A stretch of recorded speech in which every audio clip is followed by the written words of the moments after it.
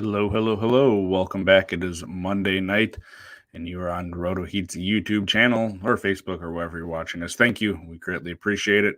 Austin is running late tonight, so I'm going to be kicking it off here with our topic. We are on to episode 7 in season 3 of the IDP Heat Seekers. This week we are going to be going over 2023 rookie defensive linemen. So there is some sort of overlay with this within the topic we're going to have next week, which is the edge players. Edge players are traditionally in the leagues that utilize that now the 4-3 defensive ends and the 3-4 outside linebackers, because those players tend to produce stats in the same way and similar amounts as opposed to some of these defensive tackles that we're going to be talking about that don't get you as much in terms of fantasy points. And of course, that's the main level that we're looking at this stuff at. And we want to thank you all for tuning in as always. Make sure you hit that like and subscribe button if you have not already. Please leave us a comment. If you have any questions, we can certainly get to those. But for our defensive linemen, we're going to start with the top defensive lineman in the class by pretty much every account if we're talking about talent, and that is Jalen Carter, defensive tackle for Georgia. If you're looking just purely based on talent, he might even be the best player in the draft here. Quarterbacks are taking over the draft as far as the NFL draft these days, and rightfully so with how important that is. But defensive linemen we see every year be super important as well. And Jalen Carter is a top-end, talent-wise, defensive tackle. When you're looking at him, he is about 6'3", 223 pounds, which is going to be a bit noticeably more than what you've seen him listed other places, and we'll talk about that in a little bit. But he just turned 22, so he's young. He's a 5-star prospect coming out of high school. 24/7 Sports had him as the number 20 overall recruit in the 2020 high school recruiting class. He ended up spending 3 years at Georgia. He was second-team All-SEC in 2021, and last year, 2022, he was unanimous All-American and first-team All-SEC. He elected to not do the athletic testing at his pro day for Georgia, didn't do it really at the combine, and he couldn't finish the position drills at Georgia's pro day either, which was interesting for a guy that really the only knock on him is the off-the-field concerns that he has. He's on a follow of the law. There's been some questioning over his maturity, and it's not just anecdotal. He's gotten arrested. There's been some issues with the law. So we see this with players from time to time going into the NFL draft, young people, including myself a number of years ago, just do dumb stuff when you're young, and some of us get caught doing stuff. Some of us do more stupid things than others. But that's one of the concerns when a team is going to be investing multiple millions of dollars guaranteed for a player of their age going into the NFL draft. So sort of the maturity character concerns are the only real knock on him.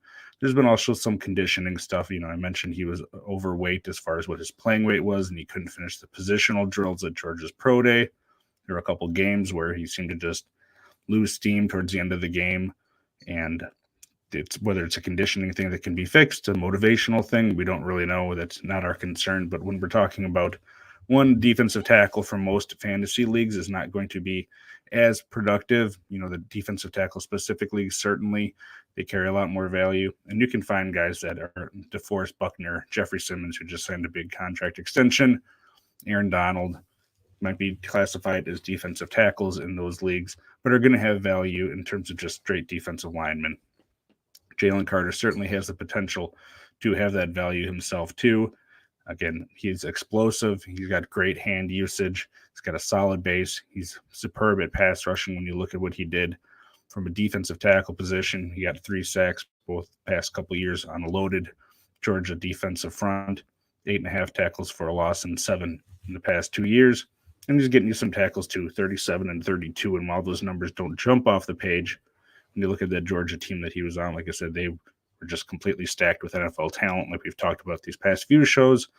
We even talked last year. So when there's that much talent around you, sometimes it's harder to get that top-tier stats. But as far as the play on the field, that's been reflective in what he's produced and what we see. So he's probably going to be taken in the top 10 picks as things stand now. He's actually taking private interviews with teams that are in the top 10 picks. Which is interesting. It might be just a strategic move by his agents, or maybe that's really where they feel from what they've heard that he's actually going to go. We've also heard some teams say that he's off their boards. So Very interesting, and we'll see where that goes. And we are going to go to another defensive player right at the top of the draft here. Tyree Wilson. He is a interesting player in that in the NFL he probably fits more as a defensive end, but in college he played a lot of outside linebacker. So he is a big guy, but certainly height-wise, 6'6", 271. So he's tall. His frame isn't as built out as someone like Jalen Carter, and that's something that he'll probably have to do to ascend to that elite level for the NFL. He was an 8 recruit. He was a 3-star recruit in that class. He turns 23 years old in May, so next month. He had 1 year at Texas A&M and then 3 years at Texas Tech. He did not perform at the pro day due to having surgery to remove hardware from his foot from a prior surgery that ended his 2022 season. But he was a first-team All-American and first-team All-Big 12 player in 2022. So even with that season being cut short, he was able to put statistics. And he did have a year where he transferred. It didn't really affect him a whole lot, though. He didn't play a whole lot the first year at Texas Tech as well, but his 2021 season, he broke out in 38 combined tackles, which is more than he had his first 2 years in college, 13.5 tackles for a loss and 7 sacks. And again, in 3 fewer games in 2022, 61 combined tackles, 14 tackles for a loss, and 7 sacks again. So he met or exceeded that production that he had his junior year and his senior year with fewer games. One of the questions about him, of course, is what is his position going to be? But a player that size, you see more used as a regular defensive end in a 4-3 in the NFL, as opposed to a 3-4 outside linebacker.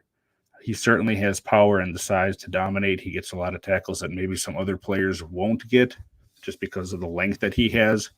And he does hold up well both in the run and in the pass rushing, not pass protection. That'd be on offense. Some potential concerns about him. Is he going to fill out to hit that elite ceiling that he could have? Pad level has to be kept low, and speed, it's not the top end speed you see from some defensive ends, but he's certainly, with his length, he's able to still make a lot of those plays. And he's a guy, when you're looking at draft production, when you're looking at draft capital, what he's probably going to be getting here in the NFL draft coming up, he's probably going to be in the top half of the first round as well. There's a lot of players that maybe have more production, but we've seen a lot of these groupings sort of fall in the mock drafts that we've seen here with wide receivers. Not a whole lot of talk of them in the first half of the draft, not a whole lot of talk of running backs outside of possibly Bijan. It's really edge, cornerback, offensive lineman, and quarterback heavy here, and Tyree should probably be one of those guys that's going off the board pretty quickly here. We will keep moving on here to our next one. So, who do we want to talk about? We're going to talk about another defensive tackle here. Again, defensive tackles may not be the biggest names in fantasy, but a guy that is very interesting because of someone else from his college. We're going to go to Kalijah Kancey. So he is a defensive tackle from Pittsburgh. He was a 3-star prospect in the 2019 high school recruiting class. Went to Pittsburgh for 3 years. He was a unanimous All-American, the ACC Defensive Player of the Year in 2022, and he was first-team All-ACC in 21 and 22. So he had a couple really good years there. He got rewarded with that. And one of the, I think, unfair comparisons that he gets, but it's natural, is to another defensive tackle that was a bit undersized that came from Pittsburgh University. That would be Aaron Donald. So they are really comparative when you're looking at size. So Kalijah is 6'1", 285. Aaron Donald came out, he was listed 6'1", 285. Kancey is a little bit smaller in the hands. He has 9 1/8 inch hands, where Aaron Donald had 9 7/8 inches. And then Aaron Donald's arms are a bit longer too, 32 5/8 inches, where Kalijah's are 60 5/8 inches. So with that size, it's on the smaller end, certainly when you're comparing him to someone like Jalen Carter. But he is a guy that is going to be able to be productive in the NFL in terms of the pure pass rushing element. He is an explosive pass rusher. He did very well at Pittsburgh in that regard, and he gives a lot of effort too. And, he's not a nothing in the run game, but the problem with that is that being a smaller guy, you're able to get pushed around a little bit more. And that's something you're going to have to see if he's going to be able to beat more often than not, like Aaron Donald, or if he's going to end up getting swallowed up more by those bigger defensive linemen. By the bigger offensive linemen. But that's really the only concerns that he has: the size and the length, and how is that going to hold up in the run in the long term. When you're looking at him from a defensive tackle perspective in college, the last 2 years combined, he had 27 and a half tackles for a loss and 14 and a half sacks. So he just had great pass rushing production, and that's what you see with him. He's got everything that you want from a pass rusher. He's got the agility, speed, explosiveness. He's quick, and he has great hand placement.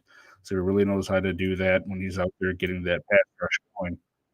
It's just going to be a matter of, is he going to be able to get that as far as that run production? And we don't really know until we get on the field. Again, I think it's unfair to call him the next Aaron Donald, even though the comparisons are certainly there when you're talking about the size and where they come from and the concerns. The same concerns were there with Aaron Donald when he came into the league, and he completely blew those away.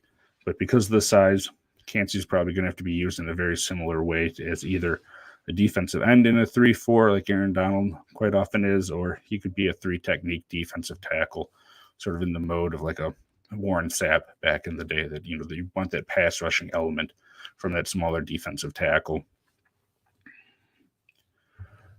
Moving right along here, we are going to go on to one of my very interesting guys that I sort of discovered and really liked going into this. It's Keion White. He is probably one of more of those edge guys that I talked about, not necessarily just a defensive lineman, but he is out of Georgia Tech. He is a little bit older here. So he is 24 years old for the season. He was a 2-star tight end recruit in the 2017 high school recruiting class.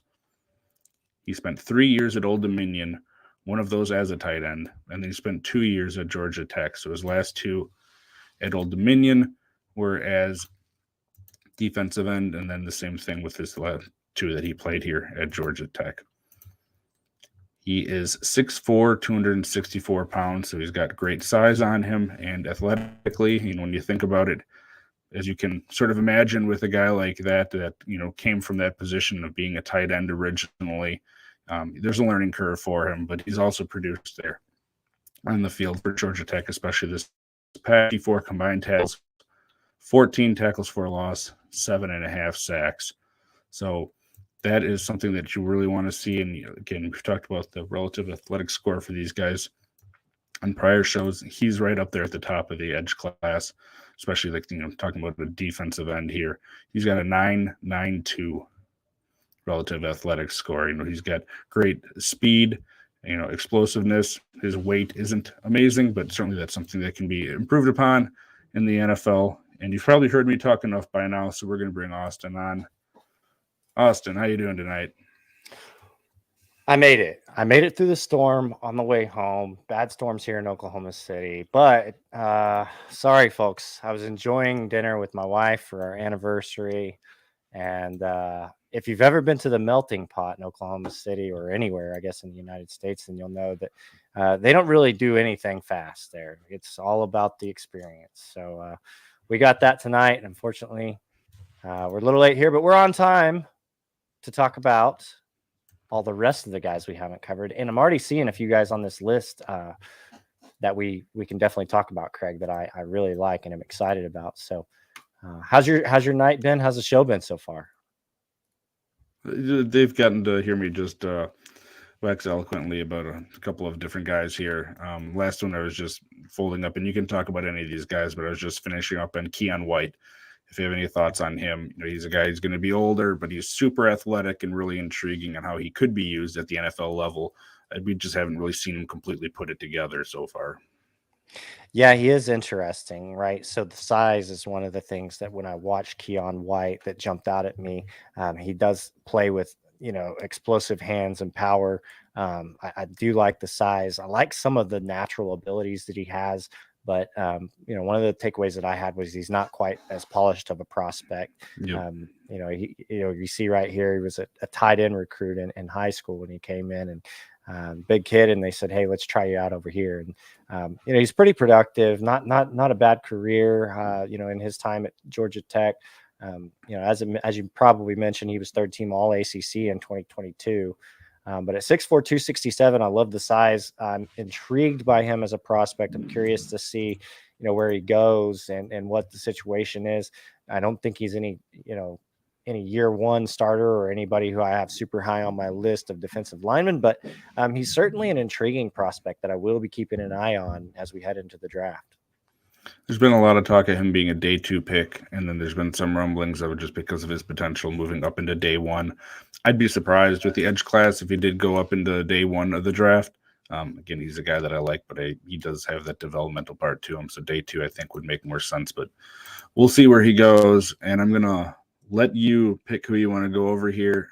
Marked it off on our sheet, but we've gone over, or rather I've gone over Kalijah Cansey, Jalen Carter, and then Tyree Wilson, along with Keon White. So if there's anything you want to add specifically about any of those guys, or if you want to jump into a new one, feel free to go where you'd like.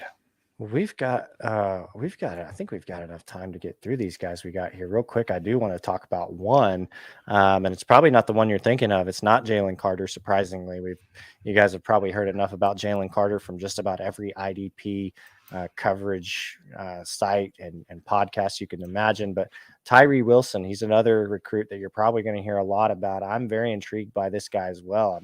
I'm curious to know what your opinion is on this. You may have already talked this, but 6'6", 271, and this guy moves like a gazelle. Curious what your thoughts are for him in the NFL. He is an absolute monster. Do you think that this is a guy you'll be targeting early in your rookie drafts? Is this a guy you've really got an eye on and high in your rankings? I do have him high in the rankings. As far as drafting him, I want to see where he goes. Again, with a deep edge class, you can kind of wait if you have a grouping of these guys that you like and not be the first one to go grab one. He does move great. One thing I said about him is I want to see where he goes in the NFL, because I do think for the NFL, he fits better as a defensive end. That's not how he played in college. Most of his time was as a stand-up outside linebacker. You just don't see, in large part because of coverage duties that some of these guys get, these huge guys at outside linebacker.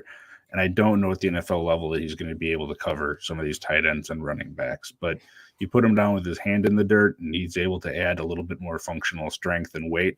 He could just be the next monster and end up being the best out of this entire group, just because of, like you said, the way that he just does move around on the field.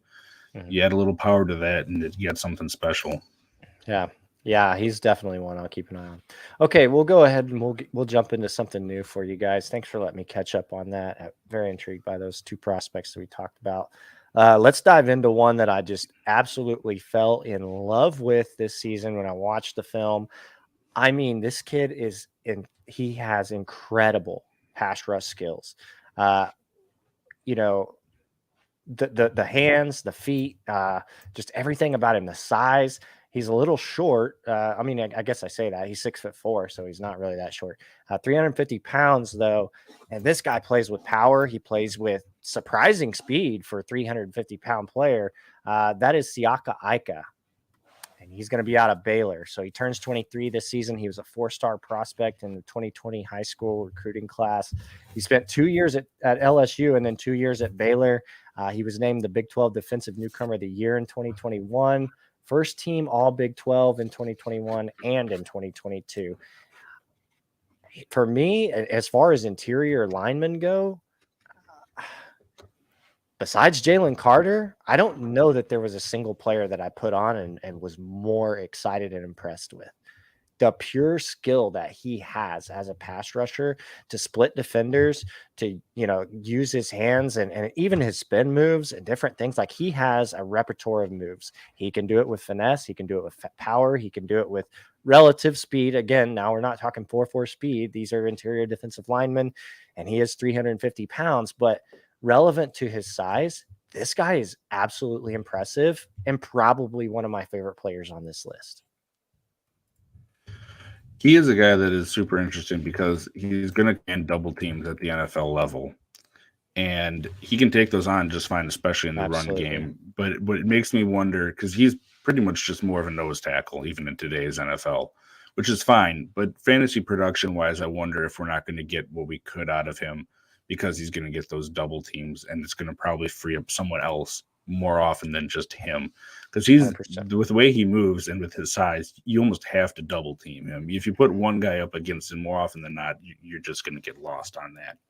So NFL wise, I think whoever drafts him is going to get something special. I agree with that. And he's still developing his pass rushing. I mean, the run stuff is down, but he's improved in the pass rushing and the use of those hands that you mentioned. Again, I really like him, and you wouldn't think he was that big for how he moved. I just question what his fantasy appeal is going to be. And, we'll see some of that depending on where he goes. But I just don't see how a team defend to keep one guy on him. Seems dangerous to me, but what do I know? Yeah, no, I would agree with that. So let's take a step back, right? So now that I've gushed over the guy, let's be honest. For fantasy's sake, interior defensive linemen, defensive tackles specifically, generally, they're not going to give you the highest fantasy production. So for fantasy purposes, okay, let's rein it in a little bit, right? But for NFL purposes, if you are watching on draft day and your team drafts Siaka Ika, get excited. I'm telling you now, get excited.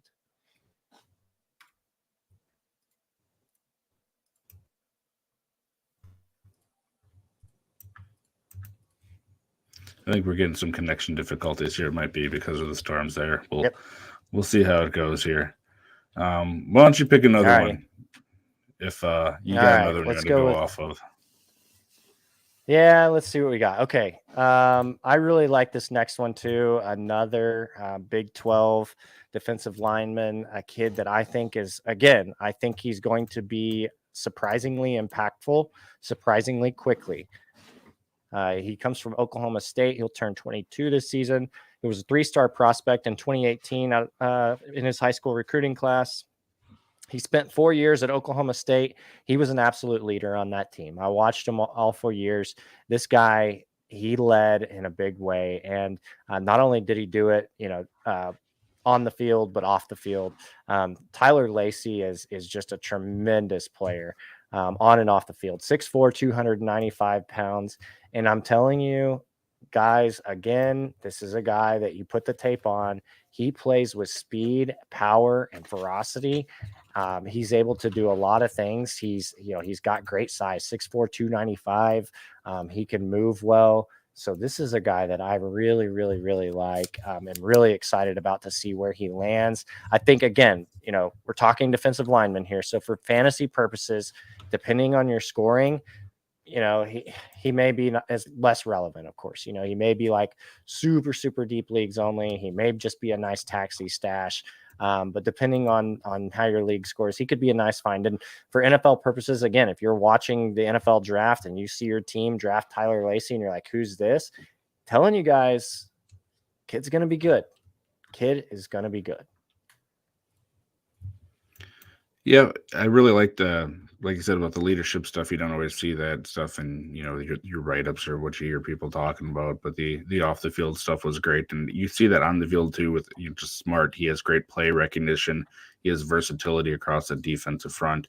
He can hold up, going with 2 defensive linemen too. With those, 2 offensive linemen if he's getting double teamed. Great hand usage. Doesn't take plays off. I didn't think he was probably, and again, for defensive, tackles more, which I think he'll probably end up being. He could be a defensive end at the NFL. We'll see how well he gets drafted and how he gets used. He wasn't as explosive as some of these guys that we've talked about. His pass rushing is developing, and part of that is that he just has to stay low more because that's with a lot of these big guys. I mean, you'll probably hear us say that a ton tonight, but if at the college level, you have problems like standing up out of your stance and not staying low, that's just going to be exacerbated if you don't fix it at the NFL because you lose your leverage against the offensive lineman, you lose your power. So it's one of the things that I noticed. But again, he's probably going to be a day 2 guy, I would think, in the NFL draft. And he's a guy that probably is going to be on the field right away, at least in a rotation, depending on the defensive front that he goes to. And if he goes to one, say like the Eagles or something like that, where there's got a lot of veteran guys there and other people that have to be paid attention to, he's going to get his chances up front, to be able to make plays, get those tackles for a loss and sacks. So he is a very interesting guy. And again, one that had nice production across college. He had a good amount of tackles for a loss with a few sacks mixed in there. Didn't have a ton of tackle production, which, you don't like to see that, but it isn't a death knell based on how they're used in college, either converting to the NFL. Sure. I love the lateral agility that he has, like just being as big as he is and his ability to just move side to side and just like make tackles that way. I mean, he's hard to get around. That's the thing that I noticed most about him on film. All right. We're going to go to we're going to go to another defensive tackle here. That's to me a clear defensive tackle, and a guy that out of this entire list that we looked at, I was probably the least interested in from an IDP perspective with fantasy football, and that's Byron Young. And I'm also going to preface this with there's 2 Byron Youngs on the defensive line in this draft, so it's really easy to get them confused. There's a Byron Young that's more of a defensive end for Tennessee, potential edge player, and then there's Byron Young, which is a defensive tackle for Alabama. So we're talking about the one here from Alabama tonight. If you got questions about the edge player from Tennessee, hit us up in Discord, Facebook, Twitter, wherever you want. We can certainly talk more about him, but we didn't want to get the 2 of them confused when people just jump in here. So the one from Alabama, he played 4 years at Alabama. He's a 4-star prospect in the 2019 class. He was on the Associated Press All-SEC first team this past year. 6'3", 292 pounds. So he's only a big boy, and what you're looking at for a defensive lineman in terms of getting those offensive linemen taken up, eaten up in that run game. He had a decent amount of tackles over that career. He averaged about 40. Nope, that's third. Yeah, about 40 tackles a year. I can't do math off the top of my head. But he had 20 tackles for a loss over those 4 years, so 5 there, and then 7.5 sacks, so not a whole lot there. And again, I liked him from an NFL perspective in that he's going to be a space eater. He's going to be a real-life defensive tackle. You're not putting a guy like him at the end. He takes on double teams. He's got that great strength against the run. He did not, as opposed to Tyler that we were just talking about here, he doesn't have that agility and quickness on that side to side, and he doesn't end up having a whole lot of a pass rush, which guys like that can succeed in the NFL. There's plenty of guys, even if you're in defensive tackle specific leagues, that have value to NFL teams that are constantly in rotations for 7-8 years, but they don't get you fantasy points. Nothing wrong with that. It's just not what we're looking for when we're evaluating this from a fantasy perspective. So not a whole lot that I liked about fantasy wise from him. How did you feel about him, Austin? Yeah, I'm kind of in the same boat, right? I wasn't super impressed with him, although I will say there are defensive linemen in the NFL that are pretty effective from this position, and like Dietrich Wise, I don't know if he counts, but I would say he does. He plays more of an interior lineman in the Patriots off or defense. Is that right? He's on the Patriots, yeah. And I mean, but I mean, it took him a while to sort it out too. He plays a lot in the middle of the field, though, doesn't he? That I don't know. They have him listed at edge, but the weird thing is, I'm pretty sure, like, he's a big guy. I'm pretty sure he plays a lot in the middle, if I'm not mistaken. But so the reason that I bring that up is just to say that you don't have to be the fastest guy. You don't have to necessarily be an edge rusher to be effective. And I thought Dietrich Wise was pretty effective this year for fantasy purposes. I mean, he got a lot of pressure on the quarterback, and I don't think he did that from the edge. I think he was actually doing that from the middle. So, it's possible for guys to succeed at that position. Byron Young, though, for me, 6'3", 292. I'm not really sure that I love it. His athleticism, his strength didn't quite meet what I would hope for his athletic profile, if you will.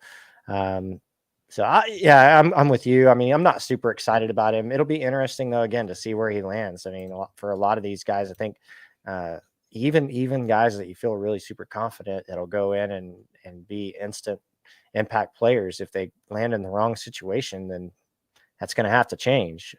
It's just how the cards fall sometimes. So there's a possibility that he ends up in a favorable situation, get some opportunity, but not really a guy I'm super excited about or really have on my radar, to be honest. Looking at Dietrich Wise Jr. over at PFF, if you have the premium subscription, you can sort of check out detailed position snaps and all that. He did not have most of those from a defensive tackle position. Most of them were either in like a 3-4 defensive end or a rush outside linebacker. So he did have his hand in the dirt a lot, but it wasn't more so from a defensive tackle. Yeah, maybe, I could have swore it was Wise, maybe unless I'm thinking of Barmore. Barmore definitely was on the line pretty much the entire time, so maybe it was him. And again, the guy from Alabama from a couple of years ago. Oh, yeah, that's true. All right, where do you want to head to next? Let's go to a guy that I wasn't super excited about either. Since we're in this mode right now, I'm going to touch on Zach Harrison from Ohio State. Turns 22 this summer. He was a 5-star prospect, number 12 overall in his class. He spent 4 years at Ohio State. He was a second team All Big Ten in 2020 and 2021. First team All Big Ten in 2022. 6'6", 268 pounds. The problem that I have with Zach Harrison was it just didn't look like he really, really was giving a lot of effort every play. Sometimes he looks the part and you think, oh, wow, that was impressive. Like he's got it going on. Sometimes you watch him play and you're just like, really? That's it? So I don't know. For me, that's the one thing that I just couldn't get past when I was watching the film. Was like, man, you got to just give better effort every play. I'm like, even if you're not in the play, like chase the play, like give effort. And I just didn't feel like I saw that from him. The numbers, though, he was fairly productive over his 4 years at Ohio State.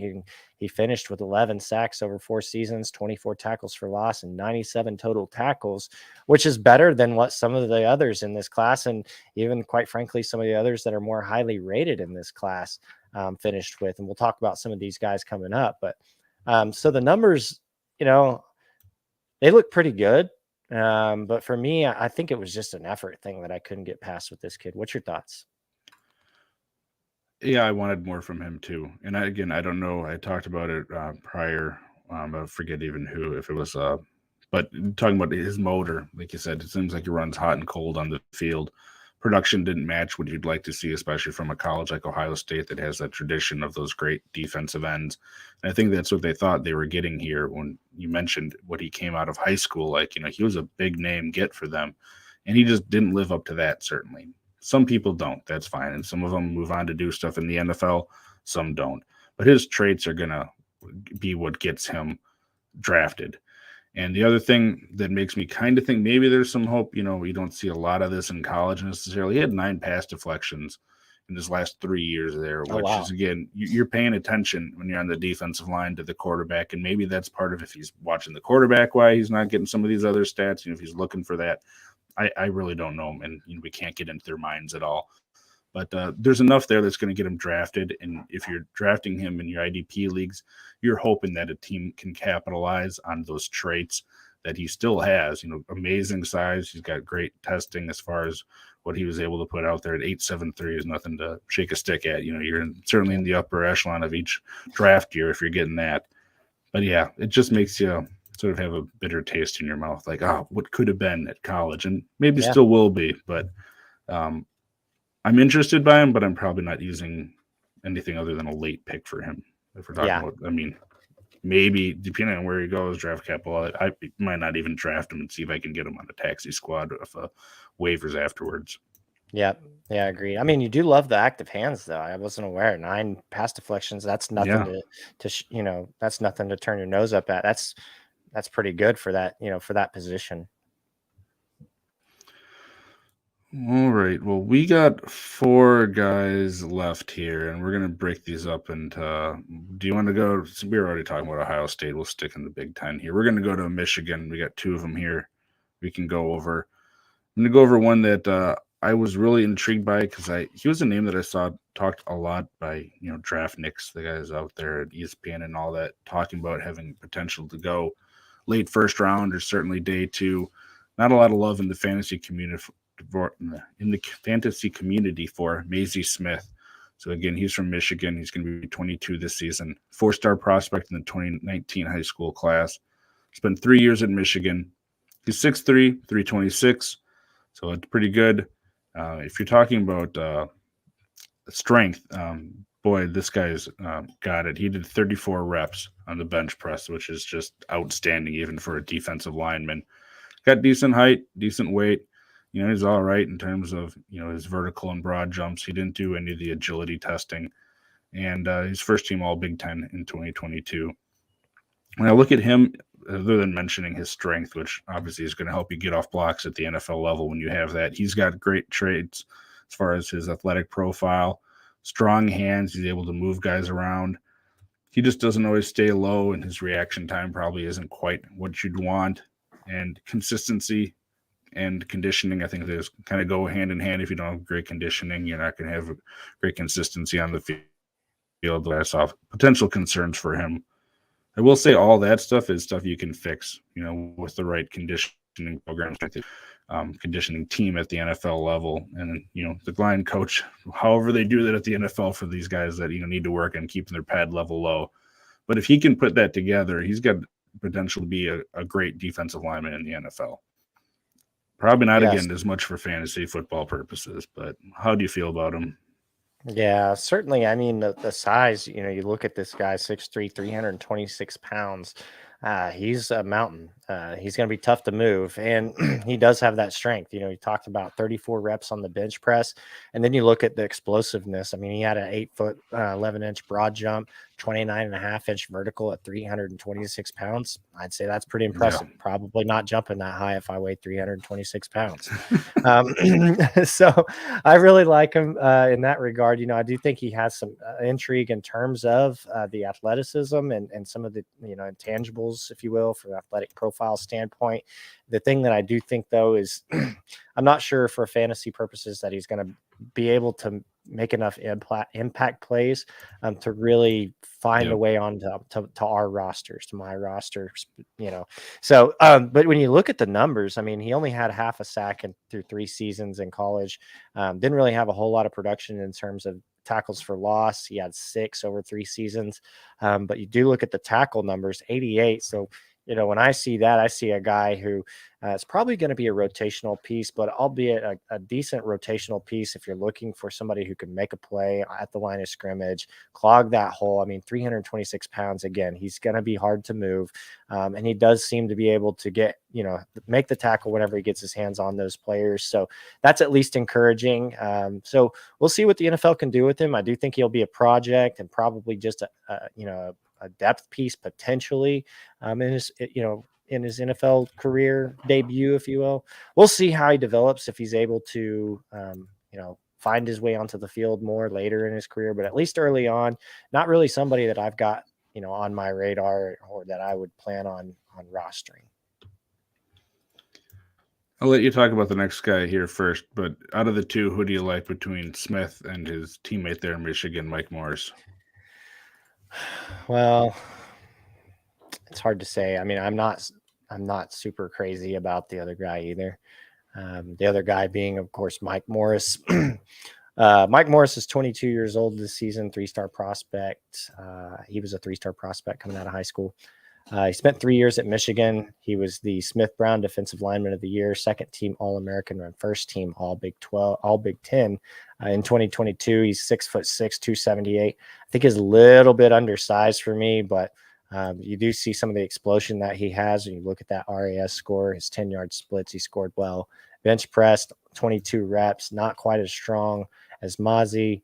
And then he does lack some of the speed and explosiveness that you'd like to see.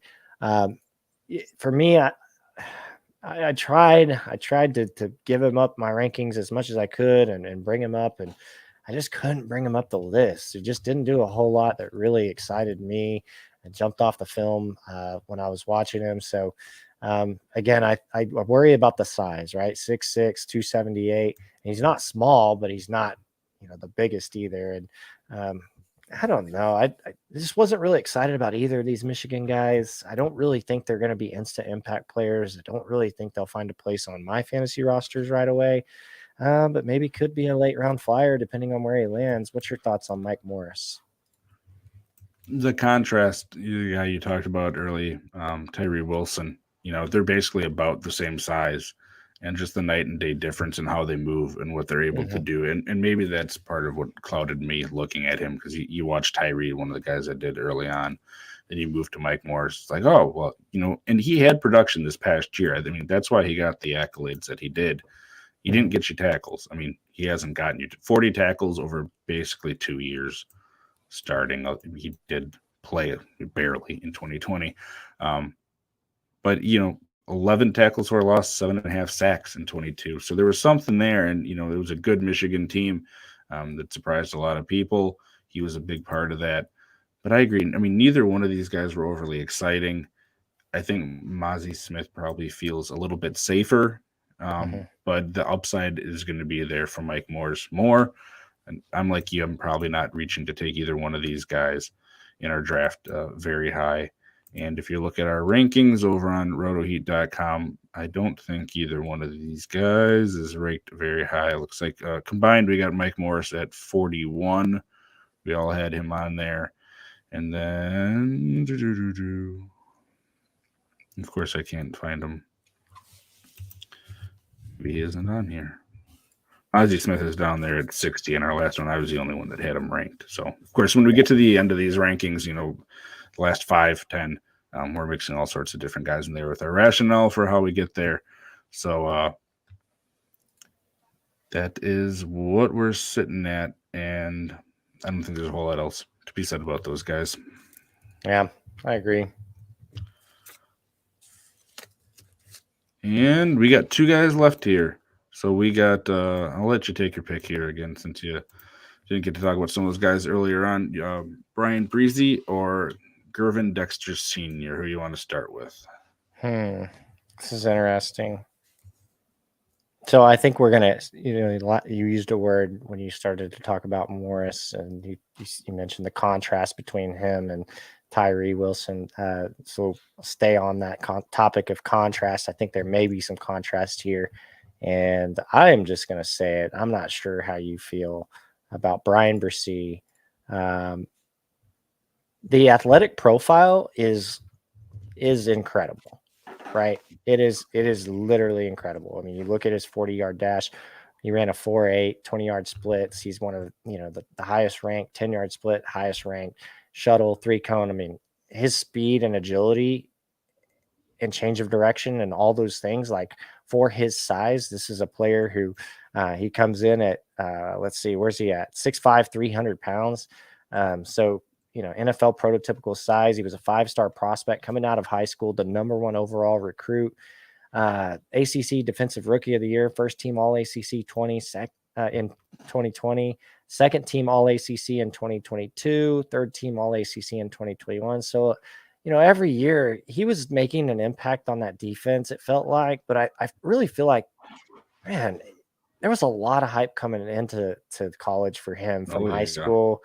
And I think the one thing that he did so well was, it was like he was always present on the field. And I think from a leadership perspective, some of the things that he did for the Clemson Tigers was impressive. The problem that I have is the production, right? You look at 3 years of college, and he only managed to get 9 sacks across 3 years, 15 tackles for loss, and 51 tackles. Let me say that again. That's across 3 seasons, 51 tackles, 15 tackles for loss, and 9 sacks. Now, the caveat is he's an interior lineman, so maybe those numbers are going to be, what's the word? Not as high, if you will, as like a defensive end. I get that. But like 51 tackles, 15 tackles for loss, and 9 sacks is what I'd like to see from, a high-end player with this kind of hype in one season. Yeah. And he did that across 3. So the production kind of worries me. I mean, I think he's probably going to get drafted high. I think the athletic profile will give him a huge boost, and no doubt about it. I mean, it is impressive. But he's going to have to be more productive at the NFL level. Like he just is. He's a difference maker, I think, for if he, whatever team he joins, he is going to be a difference maker. I won't say he won't, make a difference in terms of real football, but from a fantasy perspective, like, I don't know. I'm like, it's easy to get excited about him and then overrank him. That's how I feel. Yeah, I mean, he's a guy that I do like a lot. His problem has been the entire time in college just staying healthy. I mean, he's been just riddled with various injuries that makes it hard to, one, be on the field because you're not, but then two, when you're coming back from it, that it takes a toll on you. I mean, even if you get injured, let's say October, and then you wait till the next year, and you're warming up all this, your body still isn't recovered when you have major injuries like this guy has, and it's potentially derailed a very promising career, like you said. The number one overall recruit in 2020 high school class. 24/7 Sports. He's right up there for the other ones, and he showed that promise in his first year there at Clemson. Most of his production, 4 sacks, 6.5 tackles for a loss, 23 tackles. I mean, across the board, that's nearly half of all of those in that first year. And I think that's what leaves me just hoping he can meet that potential, or get pretty close to it at the NFL level, because I do think you could have something special if he can stay healthy and stay on that field. His athletic profile, you mentioned, is fantastic. Is he going to be healthy? And again, the other thing, he has to stay low, and it's probably a product of not being on the field as much, not getting those reps, that live game time. I still think that's something that can be fixed for almost all of these guys. So I do have hope for him. How much hope am I going to have is going to depend really on his draft capital. I haven't seen a whole lot of him going in round 1, nor do I think it probably should with that production plus those injuries. But if he gets second-round draft capital to a team where he could slot in as a starter, I am going to have interest. I'm not going to be, moving them up into my top probably 2 interior defensive linemen or anything like that.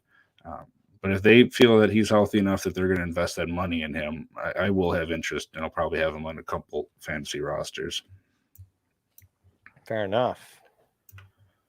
But yeah, it does feel like he's overhyped when you look at it all combined. But I think that's the nature of not being on the field. It's hard to live up to that hype. Yeah, there's 1 or 2 players in this class, and he was one of them. The other one for me was Nolan Smith, a guy that just couldn't stay healthy and on the field. And yeah, it's I don't know if he'll get overdrafted. I mean, I suspect that I'm probably going to be dead wrong about at least one of those 2 guys, and I'm not super low on either one of them. It's just that I don't think I'm quite as high as everyone else is on those guys, because the injury concerns are there. They're real. Like this, it's not just a one-off. I mean, there's pretty consistently these guys are missing significant time, and that's a little concerning. So yeah, I mean, you hope they get back and get healthy, get on the field, and do what we think they may be able to do. Last guy here we have for these defensive linemen, and of course we'll be hitting the edge players next week, so make sure you tune in for that. And there'll be some mixed, some of these guys we're talking about tonight will probably end up as edges at the NFL. Some of the guys we talk about next week might end up as more of a defensive end. There's always going to be a mix with this fantasy community not really making up its mind on how to deal with some of these guys. And of course, the changing nature of the NFL, where it's not just someone penciled into one position their whole career. A lot of these guys just move around even across the defensive front. So, but our last one here, Gervin Dexter Sr., he's a guy that's been talked about a lot as far as the NFL draft community, but not as much from the fantasy community. And you talk about a big guy, I mean, he's right up there with the last guy, Breezy, we talked about. He's 6'6", 310. So he's a monster of a guy that also has a great athletic profile when you go look at it. He doesn't have the strength, but you talk about his agility, speed, explosion. I mean, a 9.52 for a defensive tackle, that's way up there for his athletic ability. And that's what you see on the field. He doesn't have a whole lot of accolades. There's nothing that I could find, honestly, but he was a 5-star prospect in the 2020 high school recruiting class, 3 years at Florida. It's a major program. He did all right tackle-wise, and that's the thing that really intrigued me, is that he was able to make those plays even in the run game if he didn't give you a whole lot in the pass game, which definitely I feel the passing game is where he's, it's a pass rush, but it's where he's more deficient of the two. He only had 10.5 tackles for a loss in 3 years, of which he played, pretty much every game. 5 sacks across that same time frame, but 125 combined tackles for a defensive tackle is just great production. So I like that out of him. Again, besides athleticism, motor, positional versatility, you could kick him outside there with that ability to move down the line to try to eat up those blockers and get those tackles that go out wide because of his speed. Not great with change of direction. Needs to get better hand usage, especially to help develop more pass rushing moves to add that to his game if he's going to at all.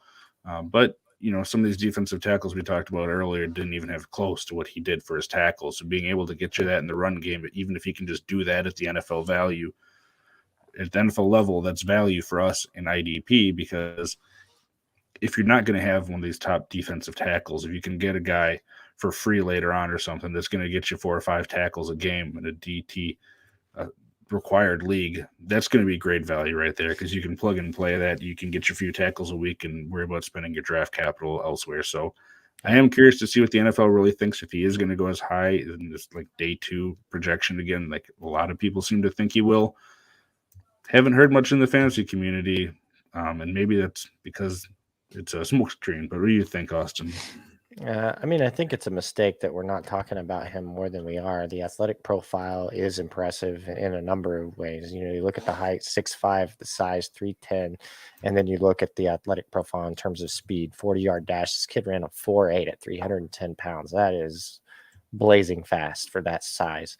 His 10-yard split, 20-yard split looked really good, 3 cones. So he shows that explosion in athleticism, 9'2" broad jump, 31-inch vertical.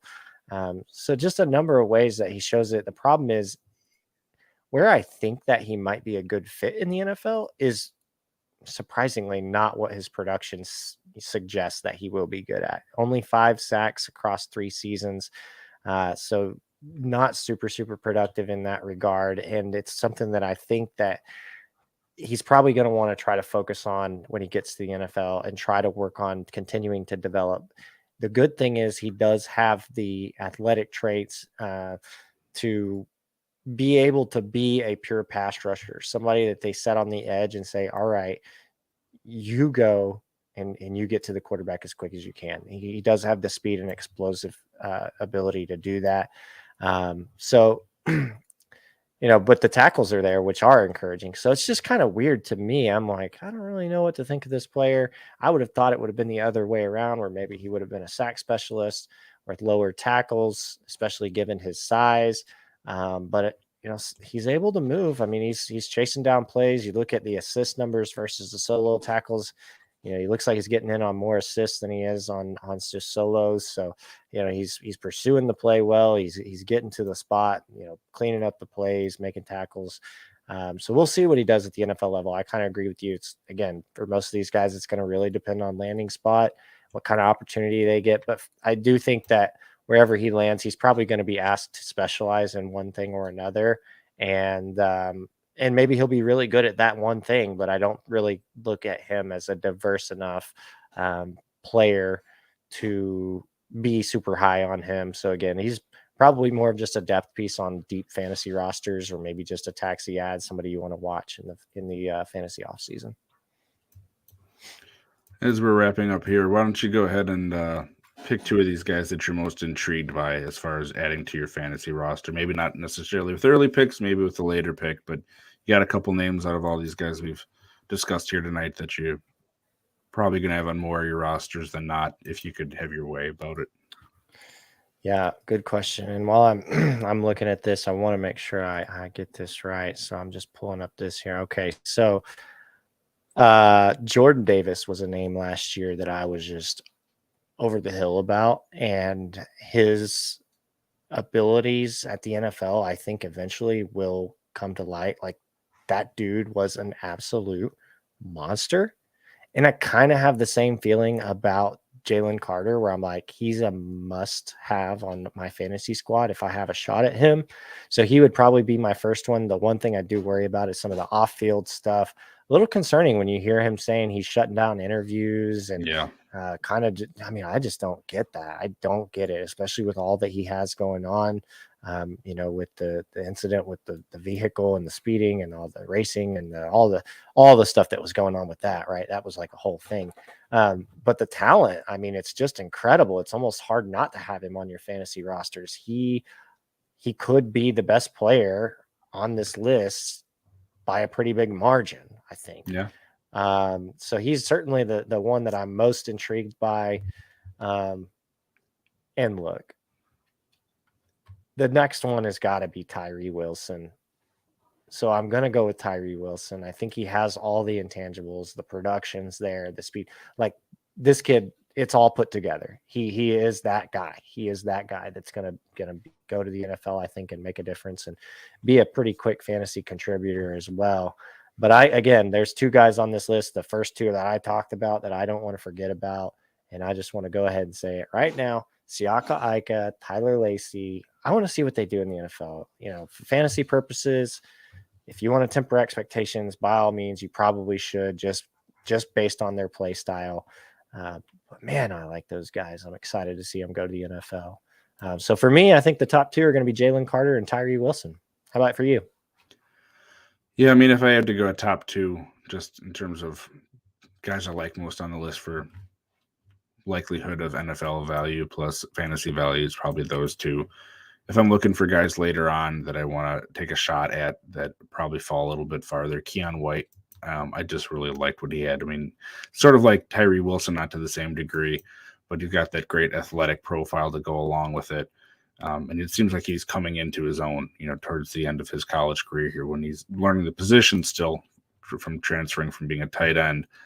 And then another one I spoke about early on, Kalijah Kancey. I just really fell in love with just the pass rushing ability that he has. I mean, I think he's up there rivaling anyone else on this list. It's just he doesn't add as much in the run game because of his size. And is he going to be able to duplicate? Again, before you were on, I said it's the sort of the cheap answer that I don't agree with. They're like, well, he's basically the same size as Aaron Donald. He went to the same college.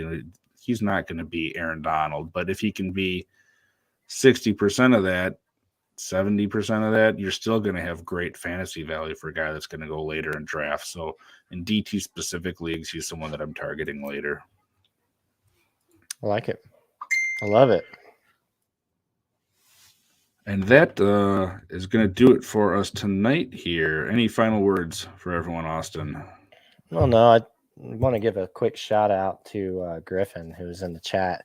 What's up, Griffin? We see you. Thank you for your comments. Thanks for joining us tonight. Hopefully you stuck around and got some value out of this fantasy show. And, like Kraig mentioned, I think on Twitter, we do have plenty more that are coming up.